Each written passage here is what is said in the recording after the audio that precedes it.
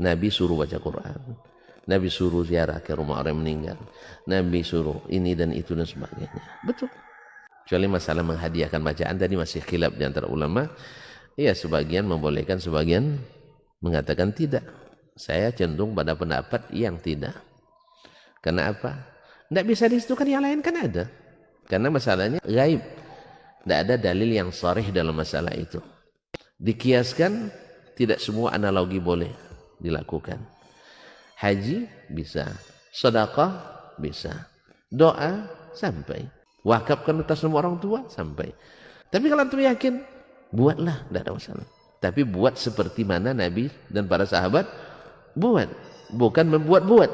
Nah, kan itu masalahnya. Di sini penting menafsirkan sunnah dengan sunnah Nabi Sallallahu Alaihi Wasallam. Saya katakan, Nabi yang mengatakan itu semua, kan ini sumber masalahnya tadi, baca Quran di rumah orang dibolehkan. Nabi yang katakan menghibur orang, keluarga yang dapat musibah disunahkan. Semua ini ya dilakukan oleh Nabi Sallallahu Alaihi Wasallam dengan mengkhususkan waktu 3 malam berturut-turut. Tidak ada.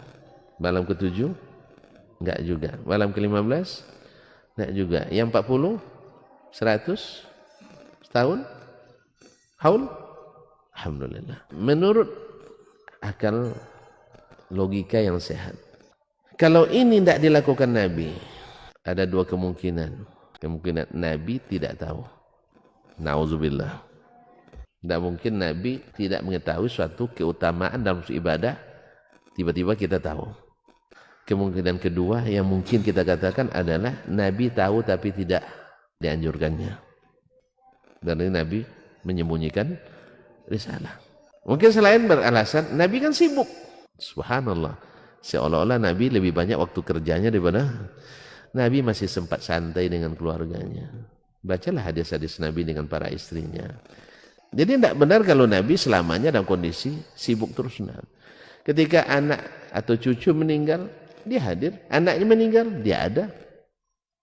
Berapa banyak orang meninggal zaman Nabi SAW, dia tidak melakukan hal itu. Jelas? Berarti kita laksanakan seperti yang beliau laksanakan dan para sahabatnya. Kemudian datang riwayat-riwayat yang mursal, yang dhaif, yang juga kadang sebagian tidak bersanad, dijadikan memperkuat melawan yang masyhur seperti ini dari Nabi SAW. Ini kan dari Nabi kan mutawatir ini, tidak ada dilakukan. Berapa banyak? Atau kata tidak ada orang mati zaman Nabi? Subhanallah, banyak. Tapi Nabi tidak menuju hari, tidak 15 hari, tidak 40 hari dan sebagainya. Ini yang saya maksud, kita pahami sunnahnya tadi dengan sunnahnya juga. Karena yang paling paham pelaksanaannya itu adalah beliau sendiri. Nah, ini dianggap pemahaman yang keliru oleh orang yang tidak ingat atau tidak jujur atau tidak mengetahui.